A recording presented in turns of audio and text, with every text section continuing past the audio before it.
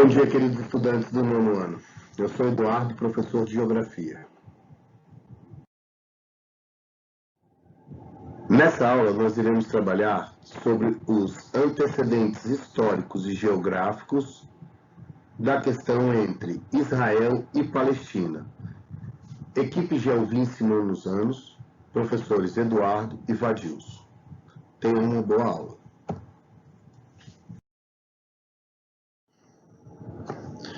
Vamos agora analisar o mapa do Oriente Médio Asiático, região da Península Arábica, atualmente, e o mapa da região da Palestina, atual, Cisjordânia, Israel e faixa de Gaza. Analisando do ponto de vista geoestratégico, o Oriente Médio possui uma localização privilegiada, pois é a área de contato do Velho Mundo, Europa, Ásia e África. A Turquia é um país euroasiático. A maior parte dentro da Ásia, cerca de 95%, e 5% dentro da Europa. E o Egito é um país afroasiático. 3% do Egito a 5% dentro da Ásia e o restante dentro do continente africano. É uma região importante, pois liga o Velho Mundo, a Ásia, a África e a Europa. Do ponto de vista do nome, Oriente Médio surgiu a partir dos comerciantes europeus que faziam a Rota da Seda, ligando a Europa, a Índia e a China. Quando eles chegavam nessa região, eles falavam que estavam na metade do caminho, no Médio Oriente. Daí o nome Oriente Médio ou Península Arábica. É uma região também que possui uma grande quantidade de jazidas petrolíferas. Nós temos uma região onde se concentra grande parte do petróleo no Oriente Médio, que é chamado de Golfo Pérsico. Fica justamente nessa região onde o mar adentra parte do continente, próximo ao Irã, Kuwait, Iraque, Arábia Saudita, Catar, Emirados Árabes e Omã.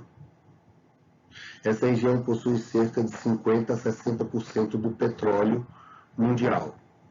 O nosso foco é justamente trabalhar com a região da Palestina. A região da Palestina, atualmente, compreende o Estado de Israel, Jerusalém, a região da Cisjordânia e a faixa de Gaza. No mapa da Península Arábica, ele está justamente próximo ali ao Egito, à Jordânia, à Síria e ao Líbano. Vamos analisar um pouquinho os antecedentes históricos e tentar compreender um pouco a questão entre Israel e Palestina. Historicamente, as terras que hoje nós chamamos de Israel, Cisjordânia e faixa de Gaza era ocupada pelos árabes e hebreus. Historicamente, essa região era chamada de Palestina. A região da Palestina sofreu várias invasões, dominações, intervenções por parte de diversos povos, entre eles os babilônios, os assírios, os gregos, persas, romanos, otomanos e britânicos. A população judia foi, de certa forma, perseguida e obrigada a se dispersar pelo mundo. E aí nós vamos falar um pouquinho sobre as diásporas. Diáspora é a dispersão de um povo pelo mundo. Essa dispersão pode se dar por vários motivos.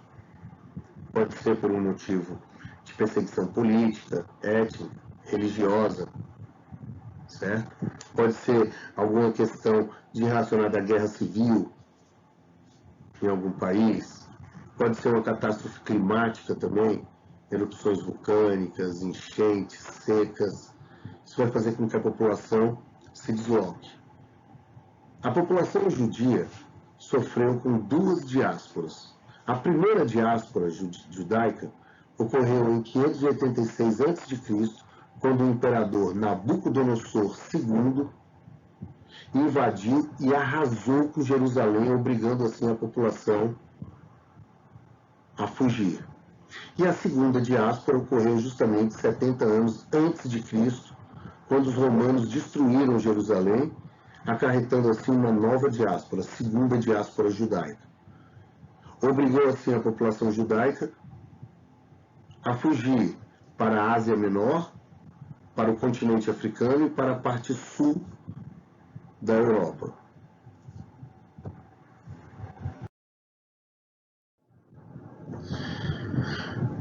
Antes da Primeira Guerra e durante a Primeira Guerra, entre 1914 e 1918, essa região era ocupada pelos otomanos. Com o final da Primeira Guerra, a derrota da Alemanha na guerra, o enfraquecimento do Império Otomano, os britânicos passam a ocupar essa região. Em 1922, a Liga das Nações, organismo que antecede a ONU, delega à Inglaterra, à Grã-Bretanha, o mandato sobre a região, e a partir dali, então, o Império Britânico começa a explorar, começa a ocupar, começa a realmente exercer a sua influência econômica, explorando também parte dos recursos na região. Em 1896, um jornalista chamado Theodor Herzl escreve um livro chamado O Estado Judeu. Esse livro tem como base instigar a criação de um Estado judeu e o fim da dispersão do povo judeu pelo mundo. Esse livro foi muito importante, pois ele cita o retorno da população judia à cidade sagrada de Jerusalém, para ser mais exato, próximo ao Monte Sião, que é justamente onde se desenvolveu os principais reinos israelitas. E aquela região, portanto, seria sagrada para o povo judeu, e o povo deveria retornar à terra sagrada e assim construir, criar um novo Estado, o Estado de Israel. Esse movimento ficou conhecido como sionismo, movimento de retorno do povo judeu à terra prometida, com o objetivo de recriar um Estado judeu. A partir daí, então, teve início um forte fluxo migratório de judeus para a região de Jerusalém, principalmente do continente europeu, onde o movimento antissemitismo era muito forte. Um movimento de ódio, um movimento que pregava perseguição, a discriminação ao povo judeu.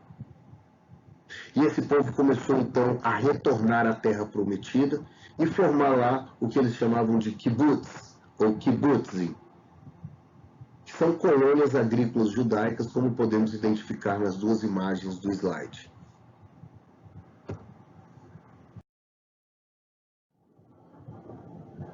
Bem, nesse slide nós vamos perceber e vamos identificar dados que comprovam a importância do livro O Estado Judeu dentro do movimento sionista, ou seja, esse movimento de retorno da população judaica para a Terra Prometida e a criação de um Estado judeu, o Estado de Israel.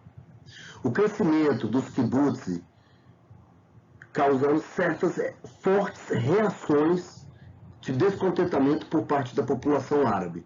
A população árabe se viu perdendo influência, se viu perdendo espaço e percebeu o forte fluxo migratório que estava acontecendo para a região. No início do século XX, por volta de 1901, a região da Palestina tinha em torno de 500 mil árabes e 50 mil judeus. Em 1930, logo após a Primeira Guerra Mundial, você tinha 500 mil árabes e 300 mil judeus. Então você percebe que em 30 anos teve um forte fluxo migratório, a população de judeus ficou 6 vezes maior. Em 1948, 550 mil árabes, 480 mil judeus. O crescimento migratório judaico gera uma série de conflitos, descontentamento por parte da população árabe. A população árabe reivindica autonomia e soberania sobre a região, sagrada para os árabes, e a população judaica também reivindica autonomia e soberania sobre a região, sagrada para os israelenses. Então a disputa territorial entre árabes e judeus se torna cada vez mais intensa, cada vez mais real e cada vez mais mortal.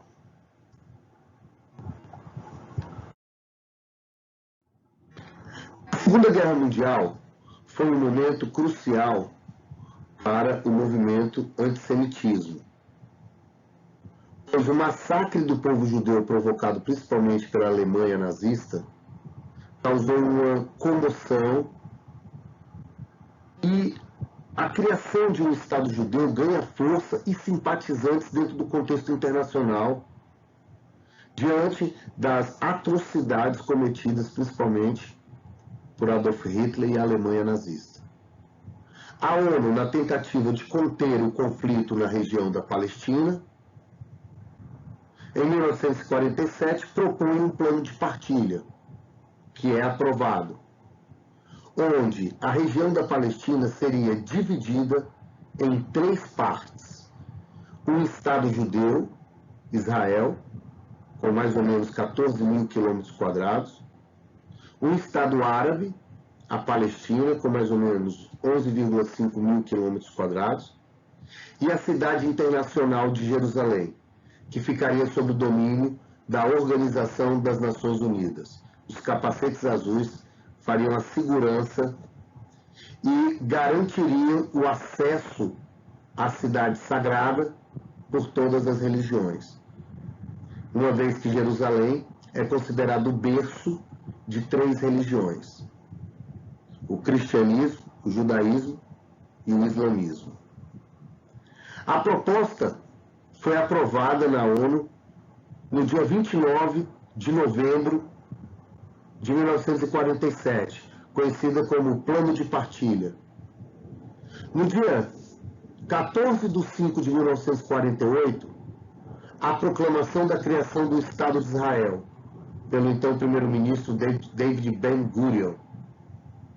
Lembrando que a aprovação da partilha realizada pela ONU não teve a aprovação dos países da Liga Árabe. Os países árabes votaram contra a criação do Estado de Israel.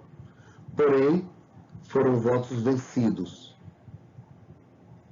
Em 1948, efetivamente, nós temos a criação de um Estado judeu, o Estado de Israel. A segunda parte do plano é a criação de um Estado árabe, a Palestina, que até a presente data não foi criada. Na próxima aula nós veremos os motivos para o não cumprimento do plano de partilha aprovado pela Organização das Nações Unidas para a região da Palestina.